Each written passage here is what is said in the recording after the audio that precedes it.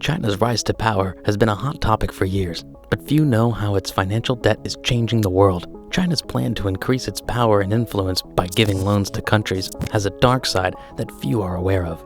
What happens when those countries can't repay the debt? Shocking results. Join us as we uncover China's massive debt and its global impact. Well, a step into a world of financial uncertainty, where one misstep can lead to bankruptcy. But fear not, as our channel, Bankruptcy, is here to guide you through the tough times and secure your financial future. Subscribe now, and let's get started. China's plan to increase its power and influence in the world has been through the tactic of giving loans to countries, then taking control of their resources when they are unable to repay the debt. In Tajikistan, China took over the country's gold and silver mines, and in Pakistan, the CCP shut down power plants until the country makes an upfront payment on its loans. The Maldives, Kenya, Ethiopia, Bangladesh, and Pakistan are also falling into the same debt trap, losing control of their resources to China. The CCP's plan to become a superpower is now at risk as it loses the market for its products to Chinese imports, and the world is becoming aware of its tactics. In 2013, China was one of the world's fastest growing countries, with a powerful and rich economy. However, its future was uncertain with a slowing growth rate, an aging population, and the impact of the CCP's one-child policy on its future population. Despite this, the communist government focused on expanding its power globally, launching the Belt and Road Initiative. This trillion-dollar project aimed to increase China's influence by providing loans to poor nations in return for control over valuable resources and strategic locations. The project has loaned billions of dollars to over 100 countries, including Sri Lanka, Pakistan, Tajikistan, and the Hambantota port in Sri Lanka. Despite its true intentions, poor countries still accept loans due to the financial benefits. Loan money can be a good or bad move for businesses or countries, depending on the outcome. If the loan money is used to buy a car, like a Toyota, that generates more profits than the loan payment. However, if the loan is used to buy a luxury car, like a Mercedes, with high monthly payments, it can actually lead to a decrease in profits. Similarly, in the case of a country's economy, a loan is considered good if it results in a higher output in GDP than the cost of the loan.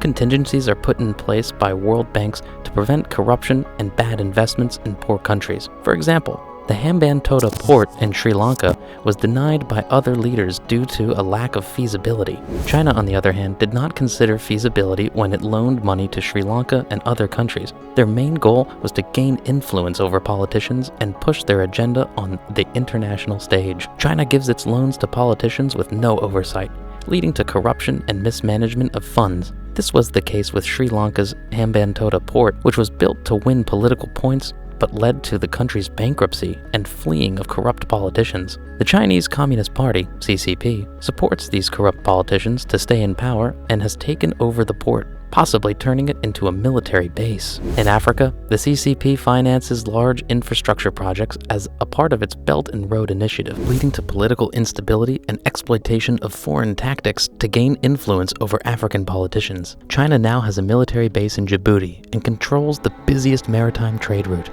The CCP even bugged the African Union headquarters in Ethiopia, giving them access to discussions and plans of African politicians. China is building the headquarters of the African Union due to the terms attached to the loans given out. These loans require that all projects funded by them must be built by Chinese construction companies. This has resulted in a lot of the money finding its way back to China, while developing countries are left holding the bills.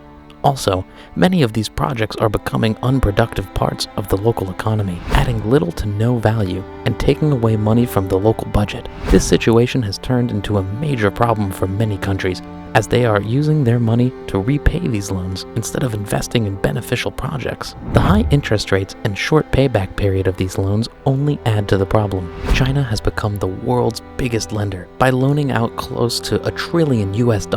When struggling nations defaulted on their loans, China offered solutions such as taking over resource mines or leasing strategic ports. However, these practices caused caution among other countries, leading some to cancel projects. To avoid bad publicity, China started requiring loan secrecy, causing citizens and other nations to remain unaware. China's aggressive lending has resulted in a high rate of defaults, with $52 billion in loans at risk in the last 2 years, 3 times the previous year. To prevent more defaults, China has been forced to loan out more money.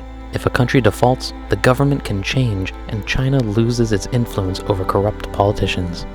China is facing pressure to provide rescue loans to struggling nations in order to maintain its influence. The official figures that only 10% of Sri Lanka's debt is owed to China may not be accurate due to secret Chinese loans.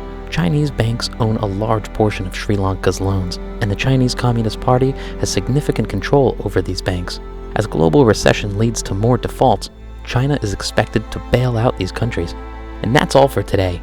Thank you for watching this episode of Bankruptcy. If you want to stay ahead of the game and secure your financial future, make sure to subscribe to our channel and turn on notifications. Until next time, take care and stay informed.